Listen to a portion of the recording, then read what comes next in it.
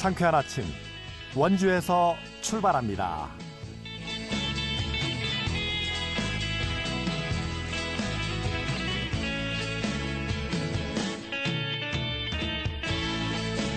안녕하십니까. 5월 23일 목요일 KBS 원주방송국 상쾌한 아침 원주에서 출발합니다. 아나운서 유지철입니다.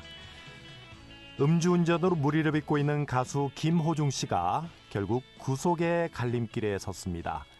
술은 마셨지만 만취할 정도는 아니었고 사고도 술 때문에 일어난 것이 아니라는 게 김 씨의 주장이었는데요. 구속 위기에도 콘서트는 진행할 예정이라고 밝혀서 죄를 반성하기보다는 눈앞에 공연에 매진하고 있는 게 아니냐, 이런 대중의 실망감이 더욱 커지고 있습니다. 전관 변호사를 선임하고 취재진을 피해 지하 주차장으로 숨어 들어간다 하더라도 이미 저지른 범죄가 없던 일이 될 수는 없습니다. 경찰 조사 후에 죄인이 무슨 말이 필요하냐고 취재진에게 이야기했었죠. 그동안 이어져온 국민의 법 감정에 반하는 그의 행보에 이제는 진정한 반성과 말없이 자숙의 시간을 가질 차례가 온 것 같습니다. 5월 23일 목요일 상쾌한 아침 원주에서 출발합니다.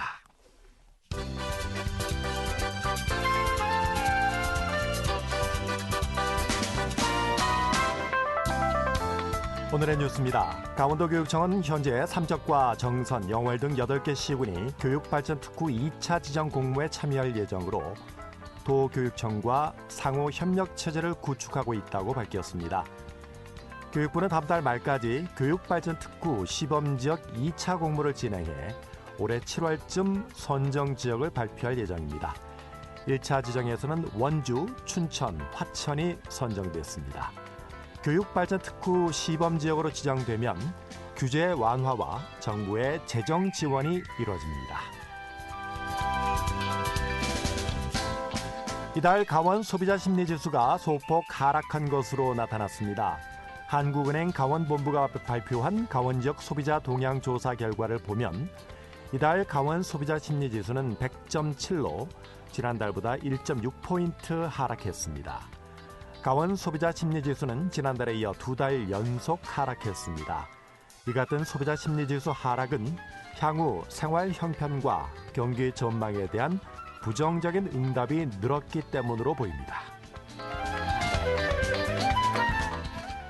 강원도가 올림픽 슬라이딩 센터의 안전 실태를 정밀 점검합니다. 대상 구간은 썰매 도로 옹벽 1.5km 구간과 직곡선 트랙 1.8km 구간 등입니다.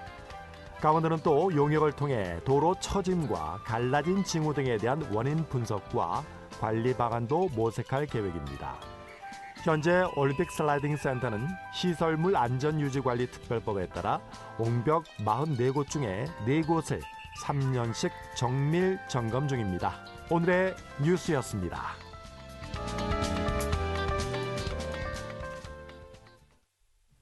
상쾌한 아침 원주에서 출발합니다. 듣고 계신 시각 8시 35분 지나고 있습니다. 강원도 철원군의 한 양돈 농가에서 아프리카 돼지 열병이 발견됐습니다. 경북 영덕과 경기도 파주에 이어서 올해 3번째로 발생한 아프리카 돼지 열병인데요. 아프리카 돼지 열병의 위험성과 방역 상황에 대해서 강원특별자치도청의 동물방역과 김승만 가축질병 팀장과 자세한 이야기 나눠보겠습니다. 김승만 팀장님, 안녕하세요. 네, 안녕하십니까. 김승만 팀장입니다. 네, 반갑습니다. 이 강원도 철원군 소재의 양돈 농가에서 아프리카 돼지 열병이 확인됐습니다. 아프리카 돼지 열병은 정확히 어떤 증상이 나타나고 또 사람에게는 어떤 해악을 끼치는 질병인지 설명해 주실까요? 네, 아프리카 돼지열병 급성형의 경우 치사율이 100%에 달하며 전염력이 강한 바이러스성 질병으로 고열, 식욕부진, 청색증, 호흡곤란, 피하출혈, 점막 충출혈 등의 증상을 보인 후 폐사로 이어지게 됩니다. 다만 임상 증상만으로는 판정이 어려워 폐사체 부검 소견과 실험실 정밀 진단까지 진행해야 확진할 수 있으며 발생 시 양돈 산업 전체에 미치는 영향이 매우 크고 식량 안보를 위협하는 사회 경제적으로 매우 중요한 질병입니다. 네. 사람으로 치면은 뭐 그럼 이건 코로나19 같은 그런 병인가요? 치사율이 100%라니까 한번 급성에 걸리면 모든 돼지들이 다 죽는 그런 병이군요. 예, 그렇습니다. 네. 사람한테는 어떤 해악을 끼치는 질병인가요? 사람도 감염이 될 수 있나요? 사람에게는 감염되지 않고요. 네. 예, 사육돼지라든지 야생 멧돼지라든지 돼지 쪽에만 발생하는 질병입니다. 네, 그렇군요. 아프리카에서 유래했기 때문에 아프리카라는 이름이 붙었겠죠? 예, 첫 발생이 아프리카 쪽에서 시작돼서 네. 유럽 쪽을 거쳐서 아시아로 넘어오면서 국내에 2019년 9월에 이제 유입되게 되었습니다. 돼지 열병이니까 만약에 이 병에 걸리면 돼지들이 열이 나나요? 네, 그렇습니다. 출혈성 출혈열 소견이 있다고 보시면 될 것 같습니다. 아, 피도 나고 예, 열도 나고 그런 예. 거군요. 네. 네. 자, 동해에서는 지난 9월에 화천에서 아프리카 돼지 열병이 발생을 했고요. 이번에 또 철원에서 한 양돈 농가에서 또 8개월 만에 또 아프리카 돼지 열병이 발생했는데, 자, 이 철원군의 철원군 하면 또 양돈 농가가 많이 또 밀집되어 있는 지역이잖아요. 네. 그래서 인근의 농가도 상당히 긴장을 할 것 같은데요. 인근 지역 농가에 추가 발병이 발견되지는 않았나요? 네, 아무래도 철원군의 경우 예. 저희 강원특별자치도에서 가장 많이 돼지를 사육하는 지역으로 네. 또 경기도 포천시와 동일 생활권 지역이라서 철원군 양돈 농가에서 저희가 아프리카 돼지열병이 발생하면 항상 긴장감을 갖고 있습니다. 네. 그래서 모든 시군과 양돈 농가뿐만이 아니라 모든 관계자, 공무원, 민관군 전부 확산 차단에 지금 총력을 다하고 있습니다. 네. 현재까지 다행히 추가 신고는 없는데 지금 발생 농장 10km 이내에 방역대에 포함된 철원군 농가가 51농가 정도 있고요. 네. 도내 역학 관련 농가가 8농가 정도 있는데 그래서 지금 1차적으로 이상 여부 확인을 위해서 정밀 검사를 어제부터 진행하고 있고요. 네. 현재 47농가 정도 검사한 결과는 이상 없는 것으로 확인되었으며 나머지 농가도 오늘까지 완료할 계획입니다. 작년 9월에 화천에서 아프리카 돼지 열병이 발생했잖아요. 네네. 이번에는 화천에서는 아직 발생 징후가 없습니까? 네네네. 화천군은 지금 이상 없는 것으로 어제 전농가 인상 예찰을 실시한 결과 일단 이상 없는 걸로 확인이 됐고요. 네. 예, 현재 지금 계속 예의주시하고 있습니다. 작년 9월에 화천에서 돼지열병이 발생했을 때 피해의 규모가 어느 정도나 됐었나요? 작년에도 이제 화천에서 발생을 했기 때문에 네. 한 농가 발생하고 다행히 이제 추가 발생은 없었습니다. 아, 한 농가만 발생했어요? 예, 그렇습니다. 화천에서 이제 한 농가로 발생하고 추가 전파 없이 저희가 이제 상황을 종료시켰기 때문에 네. 그렇게 큰 피해는 발생하지는 않았습니다. 그럼 작년 9월에 화천에서 한 농가에서 발생했을 때 선제적으로 이제 방역 수치를 하고 살처분도 하고 그렇게 하셨나요? 예, 그렇습니다. 그렇군요. 지금 이제 철원군의 양돈 농가에서 아프리카 돼지 열병이 발견이 됐는데 그러면은 현재 살처분이 진행이 됐나요? 어떤가요? 네. 발생 농장 오염원을 일단 신속하게 제거를 해야 되기 때문에 지금 철원 발생 농장에서 사육하고 있는 돼지 1,577두에 대해서 어제 오전 08시 30분부터 저희가 이제 인력 54명, 그다음에 포크레인 집게차 등 장비 5대를 투입해서 오후 7시경 살처분을 완료하였습니다. 또한 200톤 규모의 이제 액비 저장조를 활용하여 매몰 작업을 진행했는데요. 이 매몰 작업 역시 오후 23시경 완료하였고 현재는 지금 농장에 이제 생석회 도포라든지 주변 정리 등 사후 관리 작업을 진행하고 있습니다. 제가 개인적으로 궁금해서 여쭤보는 질문인데요. 이 살처분은 어떻게 하는 겁니까? 땅을 파서 거기다가 그냥 돼지를 매몰을 시키는 거예요? 과거에는 이제 땅을 파고 그 매몰을 했기 때문에 이 환경적인 오염 문제라든지 이런 우려가 많았거든요. 그래서 지금 이제 살처분 방법이 많이 이제 개선이 돼서요. 저희가 지금 현재 활용하고 있는 방법은 일단 사육 돼지는 저희가 CO2 가스나 주사제를 활용하여 안락사 시키고요. 안락사를 먼저 시키는군요. 그렇죠. 그리고 그 돼지를 액비 저장소라든지 저희가 이제 섬유 강화 플라스틱 통이라고 FRP 통 같은 곳에 이렇게 메모를 이제 저장을 해서 거기 그 안에서 이제 처리하는 방식으로 발효해서 처리하는 방식으로 활용하고 있습니다. 네. 예. 그 동물 인권 차원에서도 이제 안락사 시킨 다음에 살처분을 하기 때문에 훨씬 좀 진화가 됐고 또 그 전에는 그냥 땅에다 묻었는데 이제는 네네. 플라스틱 통에다가 묻은 다음에 네. 저장 후에 발효를 시켜서 하기 때문에 그렇죠. 환경 오염도 훨씬 덜하겠네요. 네, 그렇습니다. 하지만 1,577마리의 돼지를 살처분했다고 하셨는데 그 농장주 입장에서는 참 마음이 아프겠어요. 예, 그렇죠. 그 보상은 어떻게 해주나요? 1,577두에 대한 보상을 전액 다 해주는 건가요? 네, 저희가 일단 이제 살처분 보상금 평가반을 구성해서요. 네. 네, 농장주분께 이제 또 신속하게 보상이 진행될 수 있도록 그렇게 준비를 하고 있습니다. 그렇군요. 네. 예. 자, 이 철원군에서 올해 이제 아프리카 돼지열병이 최근에 지금 발병을 했는데 이 추가 발생을 막기 위해서 인근에 있는 뭐 화천이라든지 우리 강원도 내에 있는 다른 양돈 농가에서 어떤 대비를 해야 될까요? 네, 지금 강원 특별자치도는 야생 멧돼지에서 이제 ASF 바이러스가 1,914건이 검출되어 있습니다. 그래서 전국 4,052건 중에서 47.2%를 차지하는 이제 최다 검출 지역이기 때문에 농장 밖이 이미 그 바이러스로 오염되어 있다고 봐도 되고요. 네. 그래서 언제라도 지금 양돈 농장 내로 유입될 수 있다는 경각심을 가지고 추가 발생 방지를 위한 차단 방역을 좀 철저히 해주셔야 합니다.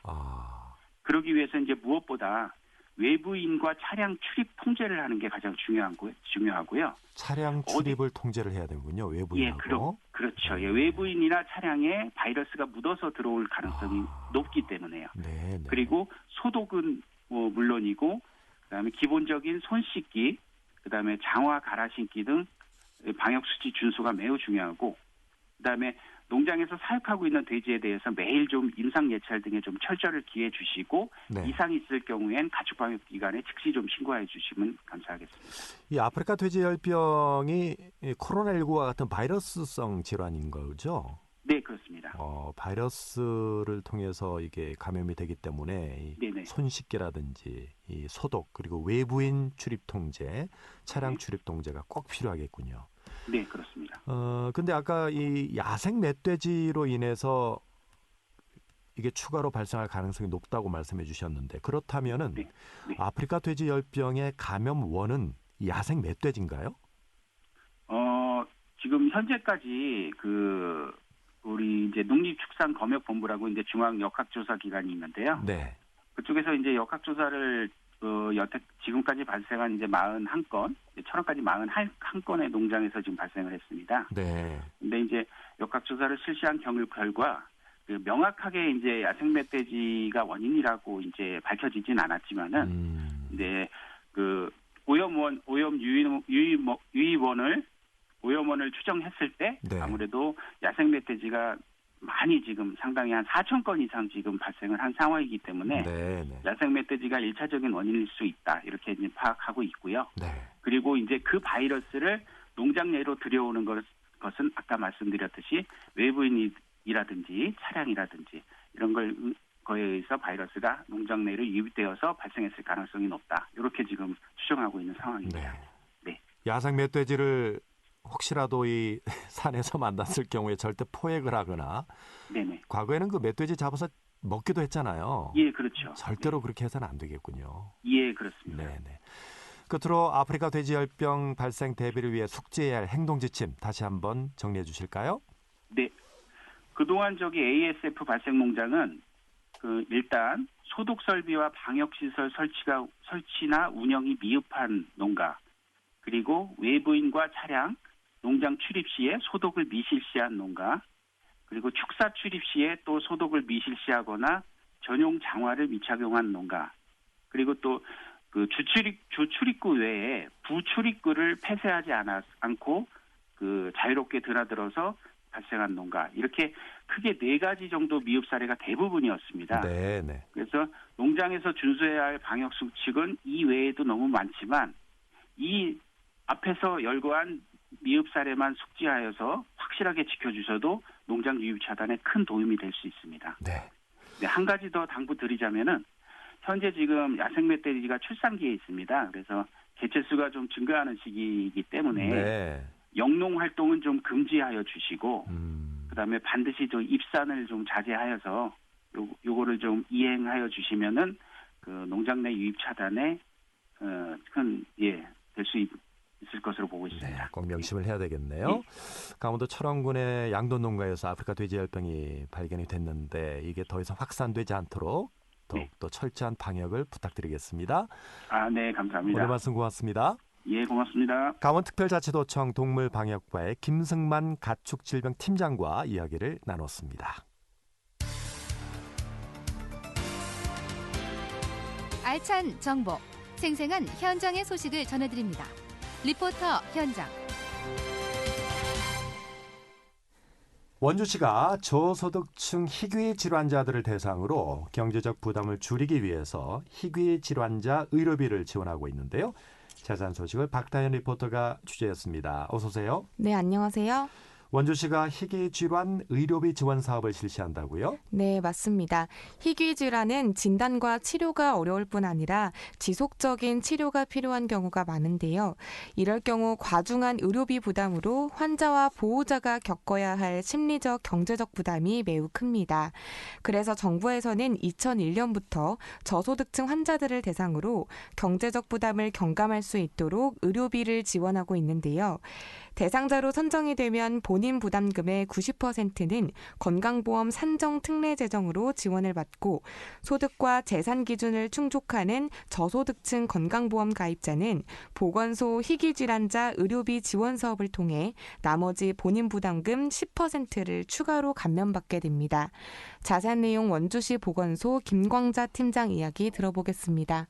희귀질환 의료비 지원을 받기 위해서 첫 번째로 거주지 보건소에 등록 신청을 하여야 하는데 먼저 희귀질환에 대한 동일한 종류의 산정특례 등록이 선행된 건강보험 가입자 중 희귀질환자 의료비 지원 사업이 지원을 받고자 하는 대상자가 구비 서류를 첨부하여 신청하여야 합니다. 두 번째, 등록 신청한 대상자에 대한 환자 가구 및 부양 의무자 가구의 소득 재산 조사를 실시하여 지원 여부를 결정합니다. 세 번째, 의료비를 지원받으려는 사람에 대하여 필요한 조사를 실시한 후 그 결과에 따라 의료비 지원 여부와 의료 지원 내용을 결정해서 환자 또는 그 보호자에게 서면으로 통보하고 질병청 통합관리 시스템에 등록을 하면 그때부터 의료비 지원을 받게 되어 본인 부담금을 면제받게 됩니다.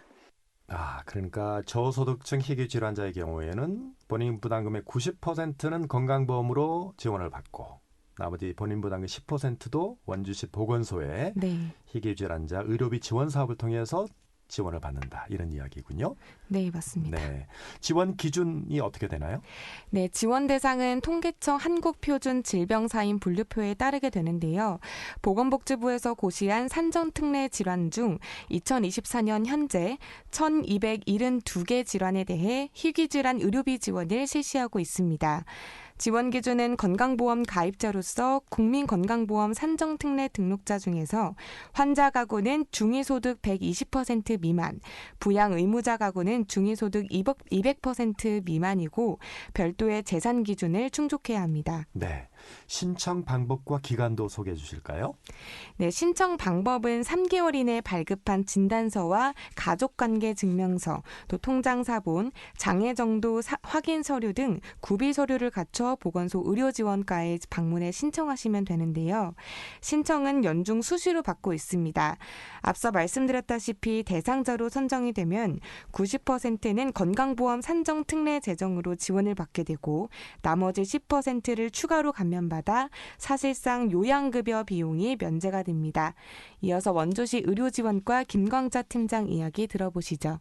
희귀질환으로 고통받는 환자와 가족의 경제적 부담을 덜어줘 심리적 안정에 큰 도움이 될 것으로 생각합니다. 희귀질환자 의료비 지원 대상 질환이 많이 확대되고 소득 재산 기준 또한 완화되어서 더 많은 환자를 지원할 수 있게 되었는데 해당 환자들이 빠짐없이 신청해 주시면 좋을 것 같습니다. 희귀질환 의료비 지원은 환자가 신청한 날부터 의료비 지원이 개시되는 만큼 의료기관에서 희귀질환 진단을 받으면 바로 보건소에 문의하신 후 신청을 해야 합니다. 희귀질환은 진단과 동시에 빠르게 의료비를 지원해서 환자와 가족들의 경제적 부담 완화로 마음의 부담까지 덜어내고 건강하게 생활하셨으면 좋겠고요. 희귀질환자들이 사회보장의 사각지대에 놓이지 않고 건강과 복지에 대한 권리를 보장받을 수 있도록 다각도로 노력하고 있습니다. 희귀질환으로 고통을 받고 있는 저소득층 환자분들 그리고 가족들의 경제적인 부담을 좀 많이 덜어줬으면 좋겠네요. 네, 맞습니다. 원주시 의료지원과에서는 이번 희귀질환 의료비 지원 사업 외에도 저출산 극복을 위한 산후조리비 지원, 냉동 난자 사용 보조 생식술 지원 사업 등 다양한 의료 지원 사업을 실시하고 있습니다. 혹시라도 본인에게 해당되는 의료 지원 사업은 없는지 꼭 확인하셔서 놓치지 말고 지원 받아보시기 바랍니다. 네, 저소득층 희귀질환 의료비 지원 기준에 해당되시는 분들은 꼭 신청하셔서 지원을 받으시기 바라겠습니다. 잘 들었습니다. 박다현 리포터였습니다. 네, 감사합니다.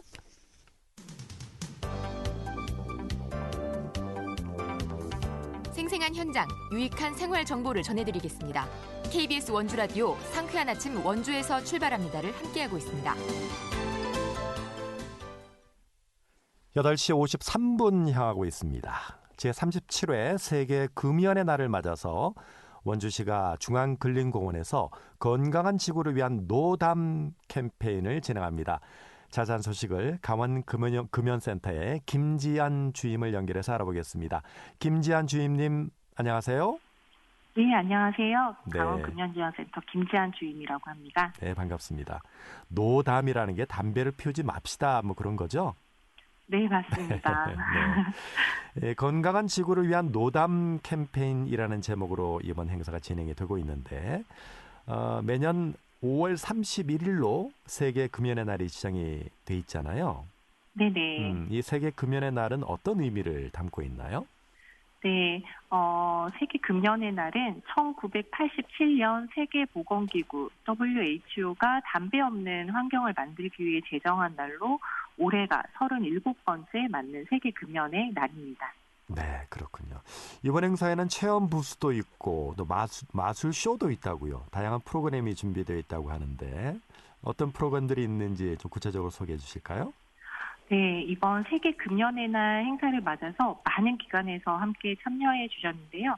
마술 버블쇼를 포함해서 가죽 수달 키링 만들기, 스티커 사진 찍기 등 많은 볼거리, 체험거리뿐만 아니라 건강 관련 정보를 얻을 수 있는 부스, 환경, 인권 등과 관련된 부스들이 다양하게 준비되어 있습니다. 네.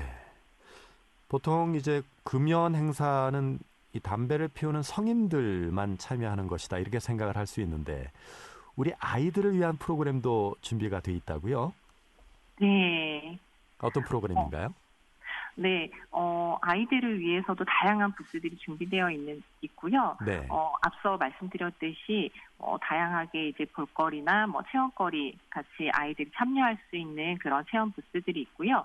어르신들을 위한 부스나 장애인분들을 위한 부스 등 다양한 부스들이 준비되어 있어서 온 가족이 함께 와서 즐기고 부스 체험 등을 통해서 풍성한 선물도 받아가면 좋을 것 같습니다. 네. 가죽 수달 키링 만들기라는 프로그램, 이건 어떤 프로그램인가요?